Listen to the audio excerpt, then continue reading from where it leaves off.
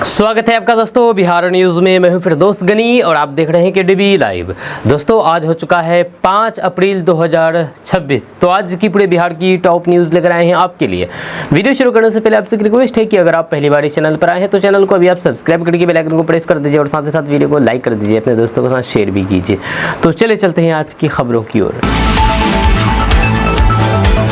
दोस्तों आज बिहार न्यूज़ की शुरुआत सबसे पहले करेंगे कि बिहार के इन 5 जिलों में आज होगी बारिश। आज 5 अप्रैल के बाद बदलेगा मौसम का मिजाज, जाने पूरा अपडेट। दरअसल बात यह है कि बिहार में मौसम ने एक बार फिर से करवट ले ली है। मौसम विभाग के अनुसार आज बिहार के कुछ जिलों में बारिश और तेज हवा का असर देखने को मिल सकता है। खास करके सीमांचल और उत्तर पूर्वी बिहार के इलाकों में हल्के से मध्यम बारिश की संभावना जताई गई है, जिससे लोगों को गर्मी से थोड़ी राहत मिल सकती है। यह जानकारी के मुताबिक अररिया, किशनगंज, पूर्णिया, कटिहार और सुपौल जैसे जिलों में आज बारिश का ज़्यादा असर देखने को मिल सकता है। इन इलाकों में गरज, चमक और फिर तेज हवाओं के साथ बारिश होने की संभावना है, जबकि बाकी जिलों में मौसम आंशिक रूप से साफ रह सकता है और कहीं कहीं बादल छाए रहेंगे। वहीं पर मौसम विभाग का कहना है कि 5 अप्रैल के बाद मौसम में बड़ा बदलाव देखने को मिलेगा। बारिश की गतिविधियां कम होगी और फिर तापमान में धीरे धीरे बढ़ोतरी शुरू हो जाएगी, जिससे एक बार फिर से गर्मी का असर बढ़ सकता है। तेजस्वी यादव का हमला, बोले बिहार में विकास ठप और मंत्रियों के मन में फूट रहे हैं लड्डू। दरअसल बात है कि बिहार की सियासत में एक बार फिर से बयानबाजी तेज हो गई है। तेजस्वी यादव ने राज्य सरकार यानी कि बिहार सरकार पर जोरदार हमला बोलते हुए कहा कि बिहार में विकास पूरी तरह से ठप हो गया है और सरकार सिर्फ दिखावे की राजनीति कर रही है। जी हाँ, तेजस्वी यादव ने आरोप लगाया है कि बिहार में बेरोजगारी, महंगाई और फिर कानून व्यवस्था की स्थिति खराब होती जा रही है, लेकिन सरकार के मंत्री जमीनी समस्याओं पर ध्यान देने के बजाय खुशियां मना रहे हैं। उन्होंने तंज कसते हुए कहा है कि मंत्रियों के मन में लड्डू फूट रहे हैं जबकि जनता परेशान है। जहां उनके इस बयान के बाद सियासी घमासान और बढ़ गया है। एनडीए नेताओं ने तेजस्वी यादव पर पलटवार करते हुए कहा कि वे बिहार के विकास को नजरअंदाज कर रहे हैं और सिर्फ राजनीति कर रहे हैं। इस पूरे मामले ने बिहार की राजनीति को और गर्मा दिया है। बिहार के युवाओं के लिए सुनहरा मौका, सहकारी बैंक में एक्सपर्ट के पदों पर भर्ती, 15 अप्रैल तक करें आवेदन। दरअसल बात है कि बिहार के युवाओं के लिए बैंकिंग सेक्टर में नौकरी पाने का बड़ा मौका सामने आया है। यह सहकारी बैंक में एक्सपर्ट के विभिन्न पदों पर भर्ती निकली है, जिसके लिए इच्छुक उम्मीदवार 15 अप्रैल तक आवेदन कर सकते हैं। ये भर्ती बिहार के सहकारी बैंक सिस्टम को मजबूत करने के लिए की जा रही है। यह जानकारी के मुताबिक इस भर्ती में अलग अलग विशेषज्ञ पद शामिल है, जिसमें योग्य और फिर अनुभवी उम्मीदवारों को मौका दिया जाएगा। बैंकिंग और फिर फाइनेंस सेक्टर में कैरियर बनाने वाले युवाओं के लिए ये एक अच्छा अवसर माना जा रहा है, क्योंकि सहकारी बैंकों में समय समय पर विभिन्न पदों पर भर्तियां निकाली जाती रही है। जो उम्मीदवारों से को सलाह दी गई है कि वे आवेदन करने से पहले पात्रता, आयु सीमा और फिर अन्य जरूरी शर्तों को ध्यान से पढ़ लें। आवेदन प्रक्रिया पूरी हुई तरह से ऑनलाइन है और फिर अंतिम तारीख से पहले फॉर्म भरना जरूरी है।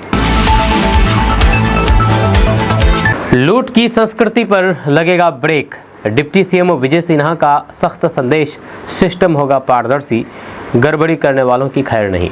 दरअसल बात यह है कि बिहार के डिप्टी सीएम विजय सिन्हा ने भ्रष्टाचार और फिर लूट की संस्कृति को लेकर के बड़ा सख्त संदेश दिया है। उन्होंने साफ कर दिया है कि अब सिस्टम को पूरी तरह से पारदर्शी बनाया जाएगा और किसी भी तरह की गड़बड़ी को बर्दाश्त नहीं किया जाएगा। इसको लेकर के सरकार ने मिशन ट्रांसपेरेंसी की शुरुआत कर दी है। जी हाँ, विजय सिन्हा ने अधिकारियों को चेतावनी देते हुए कहा कि काम में लापरवाही या फिर भ्रष्टाचार करने वालों पर सख्त कार्रवाई होगी। उन्होंने साफ कहा है कि अब हर विभाग में कामकाज की निगरानी बढ़ाई जाएगी और जवाबदेही तय की जाएगी, ताकि आम जनता को ईमानदार व्यवस्था मिल सके। यह सरकार का कहना है कि इस कदम से न सिर्फ भ्रष्टाचार पर रोक लगेगी, बल्कि लोगों का सिस्टम पर भरोसा भी मजबूत होगा। यह डिप्टी सीएम ने यह भी संकेत दिया है कि आने वाले समय में गड़बड़ी करने वालों के खिलाफ कड़े कदम उठाए जाएंगे, जिससे बिहार में प्रशासनिक व्यवस्था और मजबूत होगी।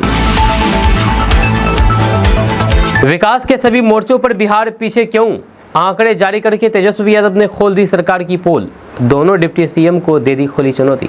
दरअसल बात यह है कि बिहार की सियासत में एक बार फिर से तेजस्वी यादव के बयान से हलचल मच गई है। उन्होंने बिहार के विकास को लेकर के आंकड़े जारी करते हुए सरकार पर सीधा हमला बोला है और कहा है कि बिहार लगभग हर क्षेत्र में पीछे है। साथ ही साथ उन्होंने सरकार को खुली बहस की चुनौती भी दे दी है। तेजस्वी यादव ने दावा किया है कि शिक्षा, रोजगार, स्वास्थ्य, आय और निवेश जैसे कई अहम क्षेत्रों में बिहार की स्थिति काफी खराब है।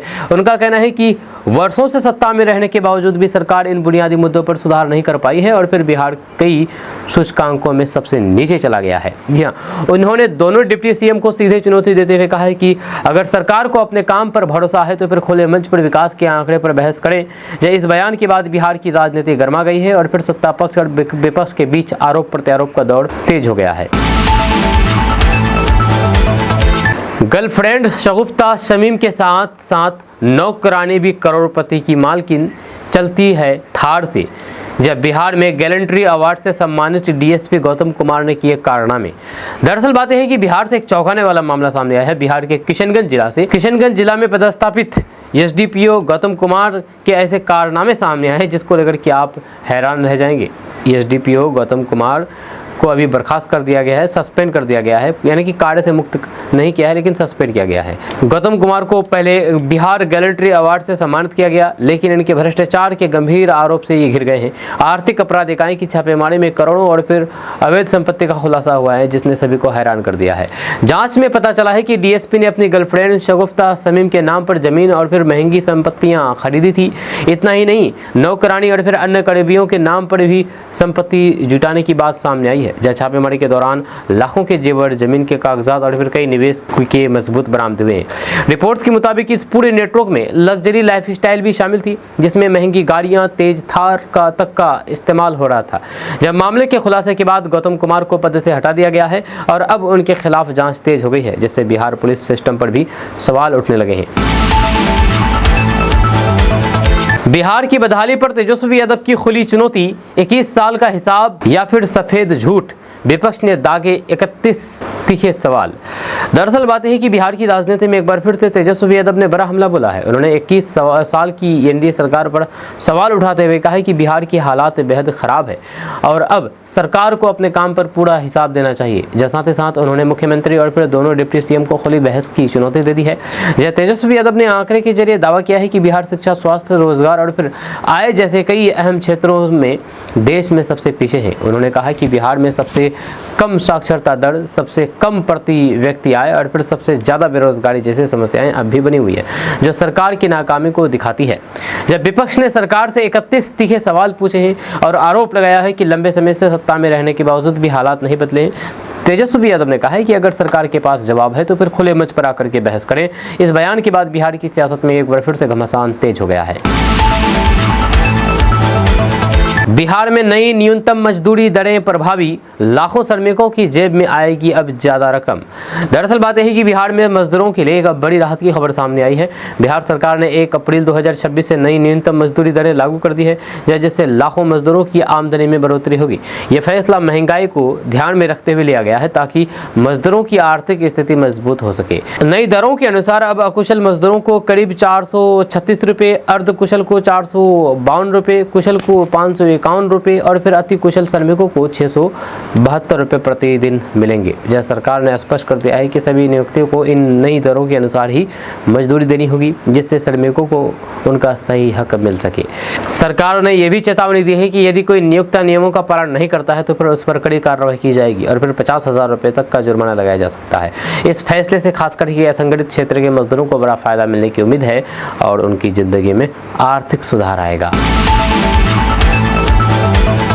गांव-गांव पहुंच करके युवाओं को जोड़ेगी बीजेपी, गैर राजनीतिक परिवार पर फोकस, संजय सरावगी ने दिया टास्क। दरअसल बात यह है कि बिहार में बीजेपी अब संगठन को मजबूत करने के लिए नई रणनीति पर काम कर रही है। जहां पार्टी ने तय किया है कि वे गांव-गांव जाकर के युवाओं को अपने साथ जोड़ेगी और जमीनी स्तर पर अपनी पकड़ को और मजबूत करेगी। इस अभियान के तहत लोगों से सीधे संपर्क किया जाएगा। जब बीजेपी के प्रदेश अध्यक्ष संजय सरावगी ने साफ कर दिया है कि इस बार खास फोकस उन युवाओं और फिर महिलाओं पर रहेगा जो गैर राजनीतिक परिवारों से आते हैं, यानी कि जिसका राजनीति से कोई ताल्लुक नहीं है। पार्टी उन्हें जोड़ करके अपनी नई टीम तैयार करना चाहेगी ताकि संगठन को और व्यापक बनाया जा सके। इस अभियान के तहत गांव बस्ती चलो जैसे कार्यक्रम चलाए जाएंगे, जहां पर कार्यकर्ता हर घर जाकर के लोगों को सरकार की योजनाओं की जानकारी देंगे। बीजेपी का मानना है कि इस कदम से युवाओं की भागीदारी बढ़ेगी और फिर पार्टी की जमीनी पकड़ और मजबूत होगी। बिहार में जमीन कब्जा किया तो खैर नहीं, फर्जी कागज पर विजय सिन्हा ने दिया तुरंत केस का आदेश। दरअसल बात यह है कि बिहार में जमीन विवाद और फिर कब्जे को लेकर के सरकार ने सख्त रुख अपना लिया है। डिप्टी सीएम विजय सिन्हा ने साफ कर दिया है कि अब जमीन पर कब्जा करने वाले या फिर फर्जी कागजात के जरिए विवाद खड़ा करने वालों को अब किसी भी हालात में बख्शा नहीं जाएगा। इसके लिए अधिकारियों को तुरंत कार्रवाई के निर्देश दिए गए हैं। जब मुंगेर में आयोजित जनसंवाद कार्यक्रम के दौरान उन्होंने ये भी कहा है कि जमीन से जुड़े मामलों का समाधान अब सिर्फ कागजों पर नहीं बल्कि जमीन पर किया जाएगा। साथ ही साथ उन्होंने निर्देश दिया है कि फर्जी दस्तावेजों के आधार पर जमीन कब्जा करने वालों के खिलाफ तुरंत एफआईआर दर्ज की जाए और भू माफियाओं पर सख्त कार्रवाई हो। बिहार के पूर्व डीजीपी एसके सिंघल ईओयू की रडार पर जालसाज के झांसे से लेकर के सिपाही बहाली घोटाले तक की पूरी कहानी। दरअसल बात यह है कि बिहार में एक बड़े प्रशासनिक चेहरे को लेकर के चौंकाने वाली खबर सामने आई है। बिहार के पूर्व डीजीपी एसके सिंघल अब आर्थिक अपराध इकाई यानी कि ईओयू की रडार पर आ गए हैं। बताया जा रहा है कि उनके कार्यकाल से जुड़े कुछ मामलों की गहराई से जांच की जा रही है, जिससे पुलिस महकमे में हलचल मच गई है। यह जांच में जालसाजी से जुड़े मामलों और फिर सिपाही बहाली घोटाले तक की कड़ियां खंगाली जा रही है। आरोप है कि भर्ती प्रक्रिया गड़बड़ी और फिर संदिग्ध लेन देन की शिकायतें सामने आई थी, जिनके आधार पर अब जांच एजेंसियां पूरे मामले को जोड़ करके देख रही है। इससे कई पुराने फैसले और फिर प्रक्रियाएं भी सवालों के घेरे में आ गई है। फिलहाल ईओयू इस मामले में सबूत जुटाने और फिर संबंधित लोगों से पूछताछ करने में जुटी है। अगर आरोप सही साबित होते हैं तो फिर आने वाले समय में कड़ी कार्रवाई हो सकती है। इस पूरे मामले ने बिहार के पुलिस सिस्टम और फिर भर्ती प्रक्रिया की पारदर्शिता पर भी सवाल खड़े कर दिए हैं। किसानों के लिए बड़ी राहत, बिहार में लॉन्च हुआ है कृषि ऐप। अब मोबाइल पर मिलेगी खाद, मौसम और योजनाओं की जानकारी। दरअसल बात है कि बिहार के किसानों के लिए सरकार ने बड़ी डिजिटल पहल की है। खरीफ सीजन से पहले बिहार कृषि ऐप लॉन्च किया गया है, जिससे अब किसान घर बैठे ही खाद, मौसम और फिर सरकारी योजनाओं की पूरी जानकारी अपने मोबाइल पर पा सकेंगे। इस कदम से खेती की तैयारी आसानी होगी और फिर किसानों का समय भी बचेगा। इस ऐप के जरिए किसान अपने आसपास की खाद दुकानों की जानकारी और फिर वहां पर उपलब्ध स्टॉक रियल टाइम में देख सकेंगे। जरूरत पड़ने पर ऐप से ही खाद बुकिंग की सुविधा मिलेगी, जिससे दुकानों पर भीड़ और फिर अफरा तफरी की समस्याएं कम होगी। साथ ही साथ ऐप में AI चैट बॉट भी दिया गया है, जो कि किसानों को उनकी भाषा में तुरंत सलाह देता है। इतना ही नहीं, इस ऐप में मौसम का पूर्वानुमान, फसल सुरक्षा, बाजार भाव, MSP और फिर सरकारी योजनाओं की जानकारी भी उपलब्ध होगी।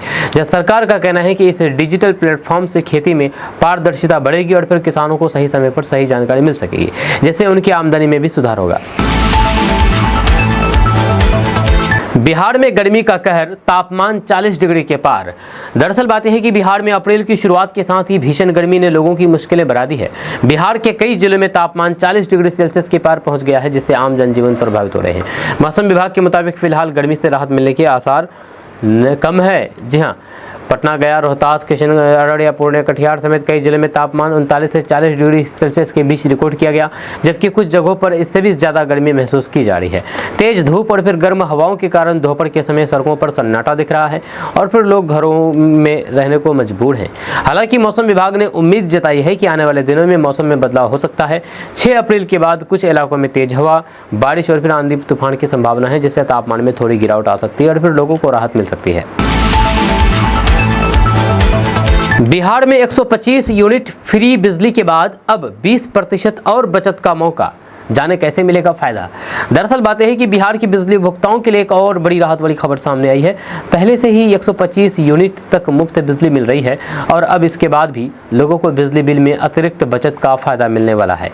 सरकार के इस फैसले से लाखों परिवारों की जेब पर बोझ और फिर कम होगा। जी हाँ, जानकारी के मुताबिक 125 यूनिट फ्री बिजली के बाद जो बिजली खर्च होगी उस पर भी नई दरों के तहत करीब 20% की बचत हो सकती है। दरअसल बिजली दरों में बदलाव और एक स्लैब हटाने के कारण प्रति यूनिट करीब ₹1.53 की कमी की गई है, जिससे ज़्यादा बिजली इस्तेमाल करने वाले उपभोक्ताओं को सीधा फायदा होगा।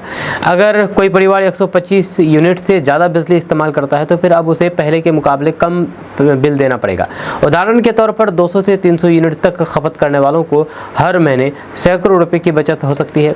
वहीं पर 125 यूनिट तक तो पूरी तरह से फ्री बिजली का फायदा पहले से ही मिल रहा है, जिससे कुल मिलाकर के बिजली बिल में बड़ा राहत मिल रहा है। बिहार के सरकारी स्कूलों में अब पढ़ाया जाएगा सुरक्षा का पाठ, बच्चों को दी जाएगी स्पेशल ट्रेनिंग, आपदा से निपटने के लिए होंगे ट्रेंड। दरअसल बात यह है कि बिहार के सरकारी स्कूलों में अब पढ़ाई के साथ साथ बच्चों को सुरक्षा और फिर आपदा प्रबंधन की खास ट्रेनिंग दी जाएगी। सरकार ने मुख्यमंत्री विद्यालय सुरक्षा कार्यक्रम के तहत ये पहल शुरू की है ताकि बच्चे किसी भी आपदा की स्थिति से में खुद को सुरक्षित रख सकें। इस योजना के तहत स्कूलों में आपदा प्रबंधन समिति बनाई जाएगी और बच्चों को आग, बाढ़, लू और भूकंप जैसी परिस्थितियों से बचाव के तरीके भी सिखाए जाएंगे। साथ ही साथ मॉक ड्रिल, जागरूकता अभियान और फिर खास ट्रेनिंग के जरिए उन्हें व्यवहारिक जानकारी दी जाएगी ताकि वे मुश्किल समय में सही फैसला ले सकें। वहीं पर सरकार का मानना है कि इस पहल से बच्चों में जागरूकता बढ़ेगी और वे न सिर्फ खुद सुरक्षित रहेंगे बल्कि दूसरों की मदद भी कर पाएंगे। इस कदम से स्कूल स्तर पर ही आपदा से निपटने की तैयारी मजबूत होगी और फिर भविष्य में नुकसान को कम किया जा सकेगा। तेजस्वी यादव ने मुख्यमंत्री नीतीश कुमार और उप मुख्यमंत्री को दी खुली बहस की चुनौती, सरकार पर वादा खिलाफी का आरोप। दरअसल बात यह है कि बिहार की राजनीति में एक बार फिर से बयानबाजी तेज हो गई है। नेता प्रतिपक्ष तेजस्वी यादव ने मुख्यमंत्री नीतीश कुमार और फिर दोनों डिप्टी सीएम को खुली बहस की चुनौती दी है। उन्होंने कहा है कि सरकार अपने कामकाज और फिर विकास के दावे पर खुले मंच पर चर्चा करे। तेजस्वी यादव ने आरोप लगाया है कि सरकार ने जनता से किए गए कई वादे पूरे नहीं किए हैं। उनका कहना है कि शिक्षा, स्वास्थ्य, रोजगार और फिर विकास जैसे मुद्दे पर स्थिति बेहतर होने के बजाय और खराब हो गई है, जिसे लेकर के सरकार जवाब देने से बच रही है।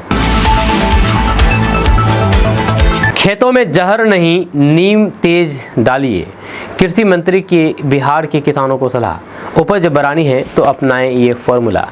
दरअसल बात है कि बिहार के किसानों के लिए कृषि मंत्री ने एक अहम सलाह दी है। उन्होंने कहा है कि खेतों में रासायनिक जहर का इस्तेमाल कम करें और उसकी जगह नीम आधारित प्राकृतिक उपाय अपनाएं। उनका मानना है कि इससे फसल सुरक्षित रहेगी और जमीन की उर्वरता भी बनी रहेगी। कृषि मंत्री ने बताया है कि नीम तेल और फिर जैविक तरीके से खेती करने पर कीटों पर नियंत्रण मिलता है और फिर फसल की गुणवत्ता भी बेहतर होती है। इससे किसानों का खर्च कम होता है और फिर उत्पादन में भी बढ़ोतरी देखने को मिलती है। सरकार अब प्राकृतिक और फिर जैविक खेती को बढ़ावा देने पर जोर दे रही है ताकि किसान कम लागत में ज़्यादा मुनाफा कमा सके। विशेषज्ञों का भी मानना है कि नीम जैसे प्राकृतिक उपाय अपनाने से मिट्टी की सेहत सुधरती है और फिर लंबे समय तक खेती टिकाऊ बनी रहती है। एनडीए के नए चेहरे और फिर केंद्र फोकस से क्षेत्र में उम्मीदें मजबूत। दरअसल बात है कि बिहार के सीमांचल इलाके में अब सियासी हलचल तेज होती नजर आ रही है। एनडीए नए चेहरे के साथ इस क्षेत्र में अपनी पकड़ मजबूत करने की कोशिश कर रहे हैं। जब लंबे समय से उपेक्षित माने जाने वाले सीमांचल अब राजनीतिक सक्रियता बढ़ी है, जिससे स्थानीय लोगों में नई उम्मीद जगी है। केंद्र सरकार का भी इस इलाके पर खास फोकस देखने को मिल रहा है। सीमांचल को सुरक्षित और फिर विकास दोनों लहजे से अहम माना जा रहा है, जहाँ पर हाल के दिनों में उच्च स्तरीय दौरे और फिर योजनाओं की समीक्षा की गई है। खासकर के सीमा सुरक्षा और फिर बुनियादी ढांचे को मजबूत करने पर जोर दिया जा रहा है। राजनीतिक जानकारों का मानना है कि नए चेहरे और फिर केंद्र के बढ़ते फोकस से सीमांचल की तस्वीर बदल सकती है। आने वाले चुनाव को देखते हुए ये क्षेत्र अब सियासी तौर पर और ज़्यादा महत्वपूर्ण हो गया है, जहां पर विकास, सुरक्षा और फिर सामाजिक संतुलन जैसे चुनावी मुद्दे एजेंडा तय कर सकते हैं। जेपी गंगा पथ बनेगा ग्रीन कॉरिडोर, 3 महीने में लगेंगे 1 लाख पेड़, सम्राट चौधरी का बड़ा ऐलान। दरअसल बात है कि पटना के जेपी गंगा पथ को अब ग्रीन कॉरिडोर के रूप में विकसित करने की बड़ी योजना सामने आई है। उप मुख्यमंत्री सम्राट चौधरी ने घोषणा की है कि अगले 3 महीनों के अंदर यहां करीब 1 लाख पेड़ लगाए जाएंगे। इस पहल का उद्देश्य शहर में हरियाली बढ़ाना और पर्यावरण संतुलन को मजबूत करना है। सरकार का कहना है कि ये सिर्फ सौंदर्यीकरण का काम नहीं बल्कि पर्यावरण संरक्षण की दिशा में बड़ा कदम है। गंगा किनारे बने इस पथ को हरियाली से भर करके एक ऐसा कॉरिडोर बनाया जाएगा जहां पर लोगों को साफ सुथरा और फिर प्राकृतिक माहौल मिल सके। इससे पटना के तापमान और प्रदूषण पर भी सकारात्मक असर पड़ने की उम्मीद है। इस योजना के लागू होने के बाद जेपी गंगा पथ न सिर्फ सियासत का यातायात का महत्वपूर्ण रास्ता रहेगा बल्कि पर्यटन और घूमने के लिए भी एक आकर्षक स्थान बन जाएगा। सरकार का लक्ष्य है कि विकास के साथ साथ पर्यावरण का संतुलन भी बना रहे और पटना को एक आधुनिक और फिर हरित शहर के रूप में विकसित किया जाए।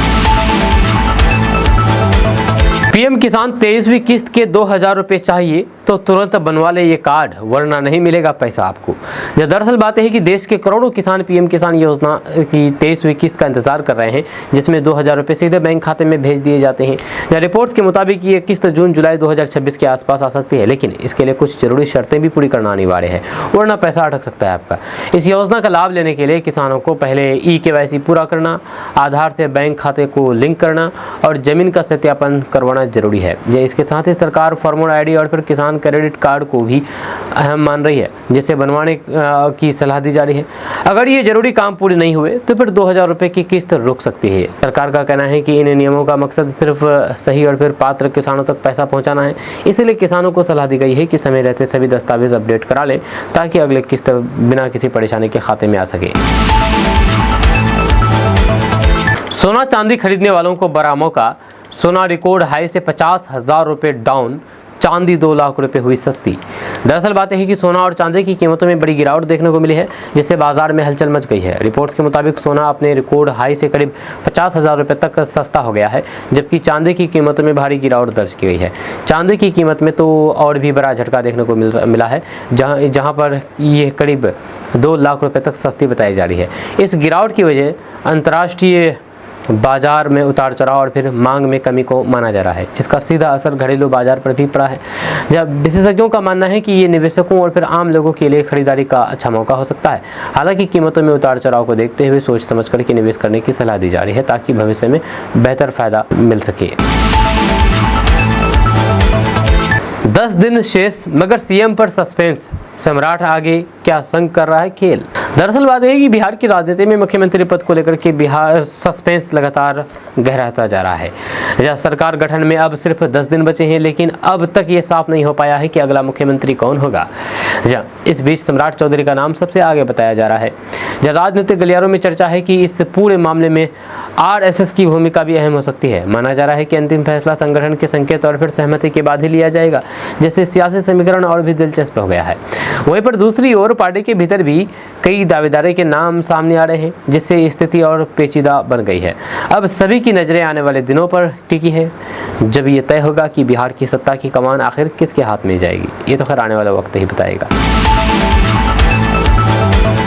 BPSC शिक्षकों की नौकरी पर संकट, जांच में बड़ा खुलासा, इतने लोगों का सेवा होगा समाप्त, शिक्षा माफिया के नेटवर्क का भी होगा खुलासा। दरअसल बात यह है कि बिहार में BPSC शिक्षकों को लेकर के बड़ी खबर सामने आई है, जहां पर जांच में गंभीर अनियमितताओं का खुलासा हुआ है। रिपोर्ट्स के मुताबिक कई शिक्षकों की नियुक्ति प्रक्रिया में गड़बड़ी पाई गई है, जिसके बाद उनकी नौकरी पर संकट मंडरा रहा है। इस मामले ने शिक्षा व्यवस्था पर बड़ा सवाल खड़ा कर दिया है। जाँच एजेंसियों को ऐसे कई सबूत मिले हैं, जिससे संकेत मिलते हैं कि भर्ती प्रक्रिया में फर्जीवाड़ा और फिर नियमों की अनदेखी की गई थी। बताया जा रहा है कि बड़ी संख्या में शिक्षकों की सेवा समाप्त की जा सकती है, हालांकि अंतिम आंकड़ा जांच पूरी होने के बाद ही सामने आएगा। इस पूरे मामले में शिक्षा माफिया के एक बड़े नेटवर्क की भी चर्चा हो रही है, जो भर्ती प्रक्रिया को प्रभावित कर रहा था। सरकार और फिर जांच एजेंसियां अब इस नेटवर्क को उजागर करने में जुटी हुई है, जिससे आने वाले समय में और बड़े खुलासे हो सकते हैं।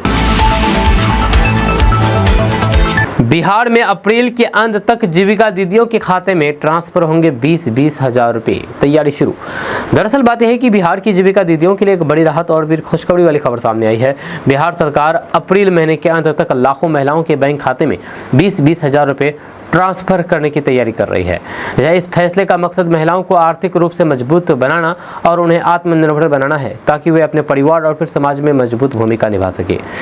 जानकारी के अनुसार ये राशि स्वयं सहायता समूह यानी कि SHG से जुड़ी महिलाओं को दी जाएगी। सरकार चाहती है कि महिलाएं इस पैसे का इस्तेमाल छोटे व्यवसाय शुरू करने, पुराने काम को बढ़ावा देने या फिर नई आजीविका के साधन बनाने में करें। भोजपुरी सिनेमा स्टार के खेसारी लाल यादव पर किसने फेंका जूता, पशु मेले में स्टेज पर आते ही चले लात घुसे तोड़-फोड़ लाठीचार्ज। दरअसल बात है कि बिहार में आयोजित एक पशु मेले के दौरान भोजपुरी स्टार खेसारी लाल यादव के कार्यक्रम में उस वक्त हंगामा मच गया जब वो स्टेज पर पहुंचे। अचानक भीड़ बेकाबू हो गई और फिर कुछ लोगों ने जूते चप्पल फेंकना शुरू कर दिया, जिससे माहौल तनावपूर्ण हो गया। देखते ही देखते विवाद इतना बढ़ गया कि वहां पर मौजूद लोगों के बीच लात घूंसे चलने लगे और फिर कुर्सियों की तोड़फोड़ शुरू हो गई। स्थिति इतनी बिगड़ गई कि कार्यक्रम को बीच में ही रोकना पड़ा और फिर खेसारी लाल यादव को सुरक्षित बाहर निकालना पड़ा। हालांकि हालात को काबू करने के लिए पुलिस को लाठीचार्ज करना पड़ा, जिससे वहां पर भगदड़ मच गई। कई लोगों को हल्की चोटें आई है। बिहार में बच्चों की कमजोर पढ़ाई पर बड़ा एक्शन, अब हर शनिवार टीचर्स करेंगे मंथन। दरअसल बात है कि बिहार के सरकारी स्कूलों में बच्चों की पढ़ाई को बेहतर बनाने के लिए बड़ा कदम उठाया गया है। अब हर शनिवार शिक्षकों की विशेष बैठक होगी, जिसमें बच्चों को प्रदर्शन और फिर पढ़ाई की गुणवत्ता पर विस्तार से चर्चा की जाएगी।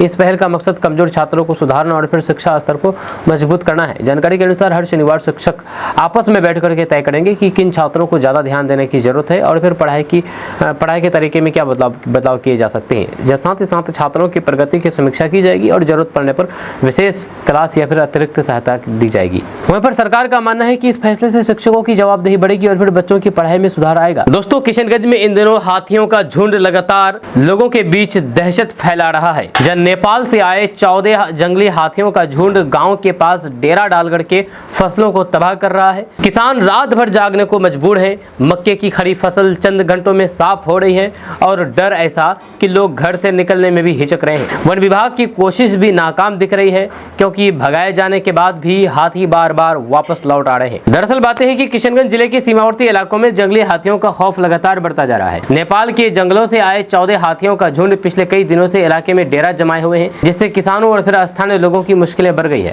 दिगलबैंक प्रखंड के धनतोला पंचायत के बिहार टोला और फिर मुलाबाड़ी इलाके में इन हाथियों ने मक्के के खेतों को अपना ठिकाना बना लिया। हालात ये है कि हर दिन 1 से 2 एकड़ तक की फसल बर्बाद हो रही है। किसानों की मेहनत पर पानी फिरता जा रहा है और वे खुद को पूरी तरह से असहाय महसूस कर रहे हैं। जब पिछले 5 दिनों से ये झुंड अलग अलग जगहों पर घूमते हुए लगातार फसलों को नुकसान पहुंचा रहा है। रात के समय कुछ हाथी झुंड से अलग होकर के रिहायशी इलाकों तक पहुंच जाते हैं, जिससे लोगों में डर और बढ़ जाता है। हालांकि राहत की बात यह है कि अब तक किसी घर को नुकसान नहीं पहुंचा है, लेकिन खतरा लगातार बना हुआ है। ग्रामीणों की स्थिति ऐसी हो गई है कि वे रात भर जाग करके पहरा देने को मजबूर हैं। हाथियों के डर से लोग अपने ही घरों में कैद होकर के रह गए हैं, जब बच्चे, बुजुर्ग और फिर महिलाएं सबसे ज्यादा डरे हुए हैं। वन विभाग की टीम और फिर स्थानीय वॉलंटियर्स लगातार हाथियों को वापस नेपाल की ओर भगाने की कोशिश कर रहे हैं, लेकिन ये काम बेहद चुनौतीपूर्ण साबित हो रहा है। यह खेतों में लगी घनी मक्के की फसल और फिर बड़े इलाकों में फैले खेतों के कारण हाथियों को नियंत्रित करना आसान नहीं है। जानकारी के मुताबिक 3 दिन पहले 14 में से 10 हाथियों को नेपाल की ओर खदेड़ा गया था, लेकिन उनमें से कई हाथी फिर से लौट आए हैं। फिलहाल करीब 9 हाथी इलाके में मौजूद हैं और खेतों में डेरा जमाए हुए हैं। वन विभाग के अधिकारियों का कहना है कि हाथियों को बुरी कनकई नदी पार करवाने की कोशिश की जाती है, लेकिन नदी पार करने के बाद भी वे वापस लौट आते हैं। यही वजह है कि समस्या लगातार बनी हुई है। फिलहाल प्रशासन की ओर से विभाग की टीम मौके पर कैंप कर रही है और हालात पर नजर बनाए हुए हैं, लेकिन जब तक हाथियों का ये झुंड पूरी तरह से इलाके से बाहर नहीं जाता, तब तक ग्रामीणों की चिंता और डर खत्म होने वाले नहीं है। दोस्तों, किशनगंज में जीएसटी की बड़ी रेड पड़ी है। यहाँ पर व्यापारी के कई ठिकानों पर एक साथ छापेमारी हुई है। जब किशनगंज में शनिवार को उस वक्त हरकंप मच गया जब जीएसटी की टीम ने एक बड़े व्यापारी के ठिकानों पर एक साथ छापेमारी शुरू कर दी। दुकान, घर और गोदाम हर जगह एक साथ दबिश दी गई। पटना से आई टीम घंटों तक दस्तावेज खंगालती रही। सवाल उठ रहा है कि क्या इस कार्रवाई के पीछे करोड़ों की टैक्स गड़बड़ी का मामला है और जाँच में क्या कुछ सामने आएगा, ये बड़ा सवाल है।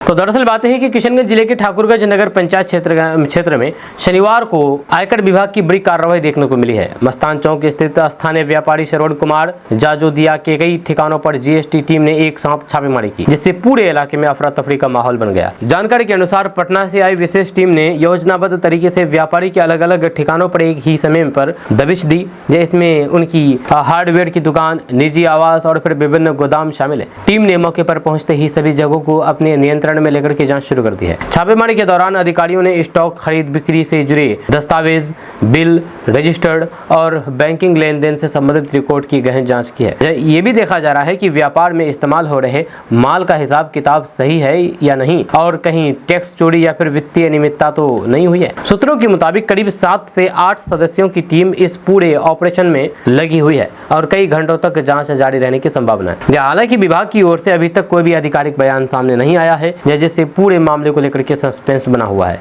जैसे ही छापेमारी की खबर फैली तो आसपास के लोग बड़ी संख्या में मौके पर जुटने लगे। लोग ये जानने को उत्सुक दिखे कि आखिर इतनी बड़ी कार्रवाई क्यों की जा रही है और इसके पीछे क्या वजह है। दोस्तों, मौलाना अब्दुल्ला सालिम चतुर्वेदी की केस का अभी क्या हुआ है, क्या अपडेट है, नई ताज़ी जानकारी सामने आई है, हम आपको इसके बारे में विस्तार से डिटेल से बताएंगे। दरअसल बात है कि मौलाना अब्दुल्ला सालिम चतुर्वेदी की गिरफ्तारी का मामला अब कानूनी मोड़ ले चुका है। पूरे उत्तर प्रदेश में दर्जनों FIR, जेल में बंद मौलाना और फिर अब हाईकोर्ट में बड़ी याचिका की तैयारी है। इस केस ने नया मोड़ ले लिया है जब कोचा धवन के पूर्व विधायक मास्टर मुजाहिद आलम ने वकीलों के साथ लंबी बातचीत की है और साफ संकेत दिए हैं कि अब रणनीति के तहत एक साथ सभी मामलों को चुनौती दी जाएगी। सवाल यह है कि क्या जल्द मिलेगी राहत, ये बड़ा सवाल है। हम आपको इस पूरी खबर के बारे में बताएंगे विस्तार से डिटेल से। उससे पहले आप हमारे इस पेज को फॉलो कर लीजिए इसी तरह की खबरें देखने के लिए। तो आपको बता दूं कि मौलाना अब्दुल्ला सालिम चतुर्वेदी की रिहाई को लेकर के अब कानूनी स्तर पर हलचल तेज हो गई है। इस मामले में कोचा धवन के पूर्व विधायक मास्टर मुजाहिद आलम ने लखनऊ हाईकोर्ट के वकील पर APCR के उत्तर प्रदेश सेक्रेटरी एडवोकेट उमर खालिद से विस्तार से बातचीत की है। जानकारी के अनुसार मौलाना के खिलाफ उत्तर प्रदेश के विभिन्न जिलों में कुल 84 FIR दर्ज है। इनमें से कुछ प्रमुख मामले बलरामपुर और फिर बहराइच जिले से जुड़े हैं, जहां वकीलों के मुताबिक इन मामलों में लगाई गई कई धाराएं जमानती है, जिससे कानूनी रूप से राहत की संभावना बनी हुई है। जब बताया जा रहा है कि मौलाना को बहराइच जेल में पुराने CRPC की धारा 151, जिसे अब BNS 2023 की धारा 170 के तहत माना जा रहा है, उसमें हिरासत में रखा गया है। इस धारा के तहत पुलिस को बिना वारंट और बिना मजिस्ट्रेट के आदेश के किसी को भी हिरासत में लेने का अधिकार होता है। एडवोकेट उमर खालिद ने बताया है कि फिलहाल रणनीति के तहत सीधे लखनऊ कोर्ट में रेट याचिका दायर करने की तैयारी की जा रही है। इस याचिका में मांग होगी कि सभी मामलों को या तो खत्म किया जाए या फिर एक ही जगह ट्रांसफर कर दिया जाए, ताकि एक ही कोर्ट में सभी मामलों की सुनवाई हो सके। उन्होंने ये भी स्पष्ट कर दिया है कि सभी बहराइच कोर्ट में बेल याचिका दाखिल नहीं की जा रही है, या क्योंकि वहां से जमानत मिलने के बाद भी दूसरे मामलों में तुरंत रिमांड पर लिया जा सकता है। इसलिए पूरी रणनीति के साथ एक साथ राहत दिलाने की कोशिश की जा रही है। इस पूरे मामले में वकीलों की टीम निःशुल्क यानी कि फ्री सेवा दे रही है। जी हाँ, जो भी वकील सेवा दे रहे हैं वो बिल्कुल फ्री है, फ्री ऑफ कॉस्ट, कोई पैसा नहीं ले रही है और लगातार केस की तैयारी में जुटी हुई है।